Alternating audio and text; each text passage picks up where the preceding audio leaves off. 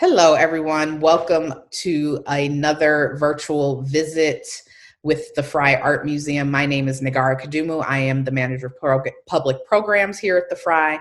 And today I am really excited to have with us Khadija Tarver, an artist and architect based here in Seattle. Khadija, welcome. Thank you so much for being with us. I'm just wondering if you can kick us off by sharing a little bit about your practice.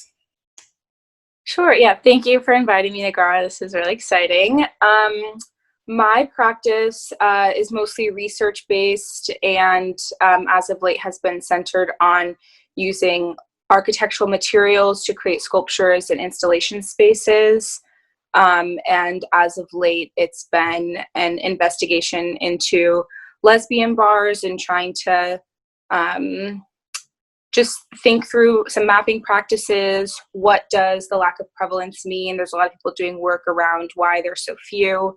And some of the work that I'm trying to think through now is what does the lesbian bar mean and do for Black lesbians, and what do those spaces mean and what could they mean in the future? Okay, amazing. So clearly we've been quarantined for 4 months, things are reopening, and you have been working, but also working as presumably within architecture, but then also maintaining your practice during this period somehow, some way. And so what has that been how has that been for you, and what has that looked like? I think in general, everything is just slower. So some things that I had planned were delayed. A lot of things that I had planned were delayed. Some things that I didn't expect were kind of like brought on to me as well.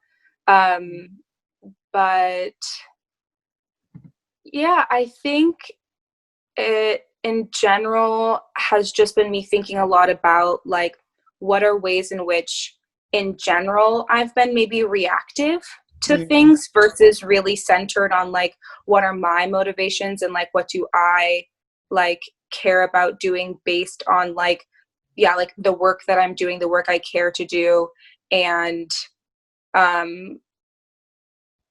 those kinds of questions and concerns maybe versus I don't see these things where I am, so I need to fill that gap and I need to do this work as a reaction to what's going on.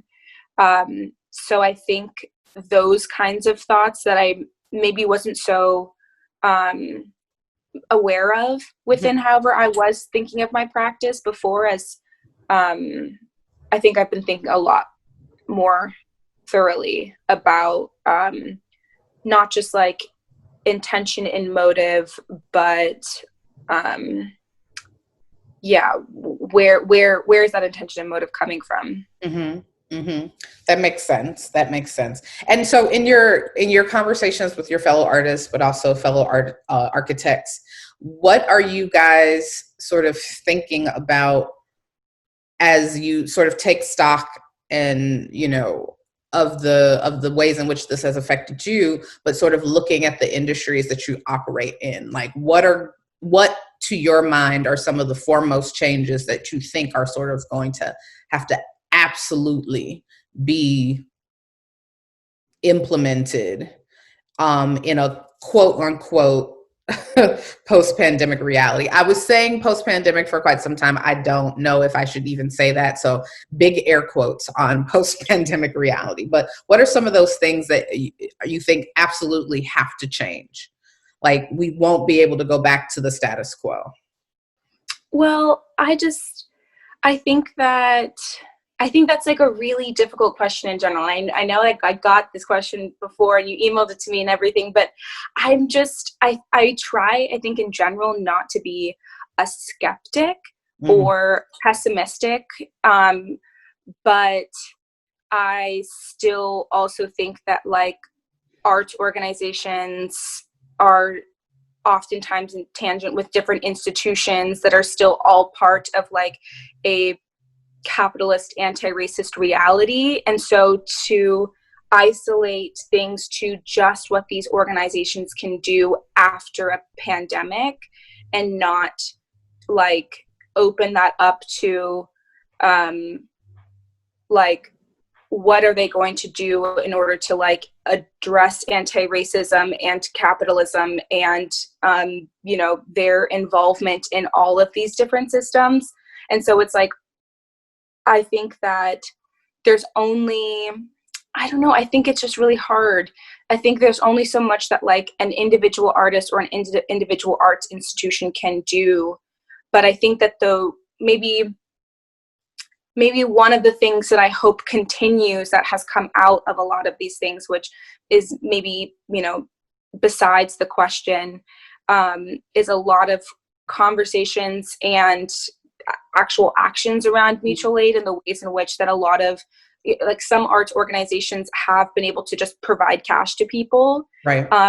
And artists being able to just like fill out a form and like get money near immediately in ways that has not followed some of the same like granting hoops that people have had to you know, go through. And so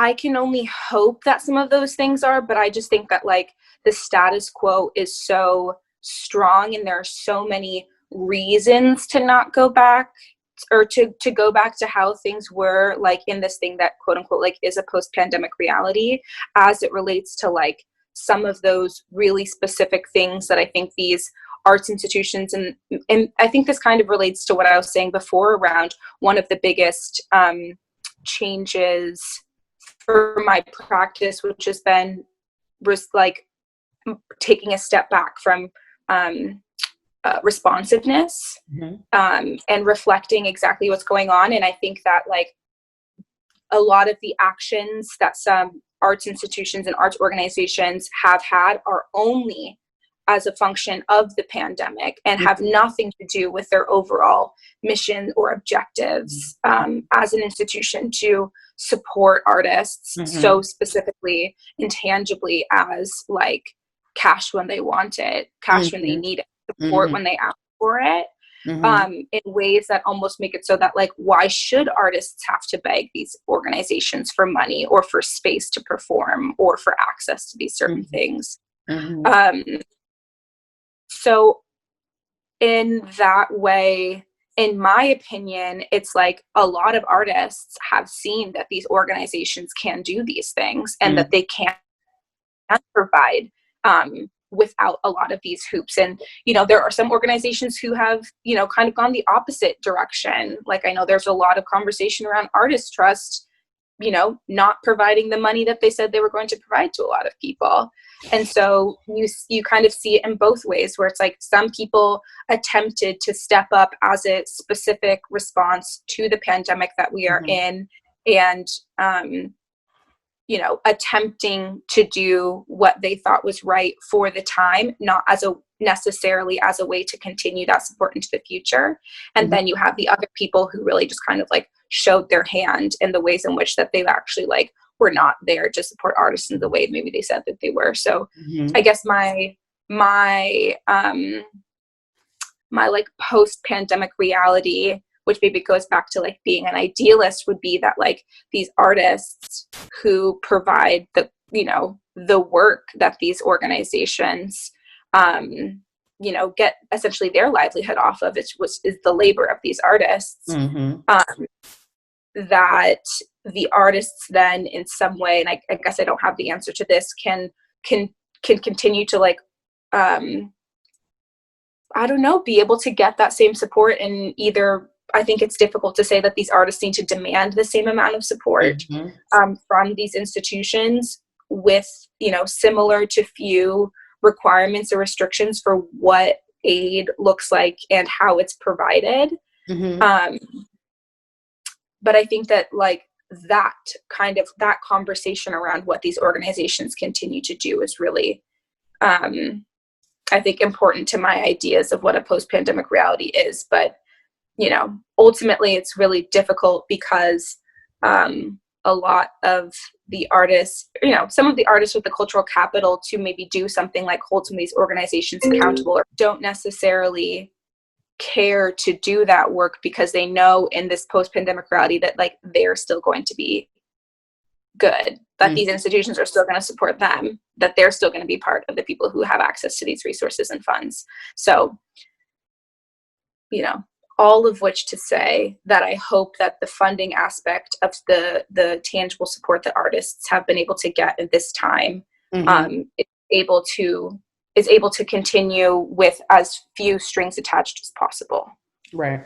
No, you touched on a lot of different points. Like this, so much of this is a question of capacity, but also a question of willingness to act. And I'm glad to hear you bring that up, because that's like the ultimate reality check, really and truly. So thank you for sharing that. Yeah. Last but certainly not least, what's coming next for you, and how can people follow your work? Next is that in 2 months, I will be starting at Columbia's Graduate School of Architecture, Preservation, and Planning for my master's in architecture. So that's Congratulations. very exciting. Yeah, thank you. So I think people can follow me. I have a website. I'm not really on social media much. I'm thinking about getting a Twitter. Who knows? But my website is just my name, .com. So that's probably a good way. Awesome. Awesome. Thank you so much, Khadija. It was such a pleasure to talk with you. Thank you so much for your contribution. The Frye virtual visits will be an ongoing programming for the short to medium term until we are able to safely reconvene in our building. So thank you so much for joining us. Thank you again, Khadija, and we'll be back again soon with another edition. Thanks, Negarra.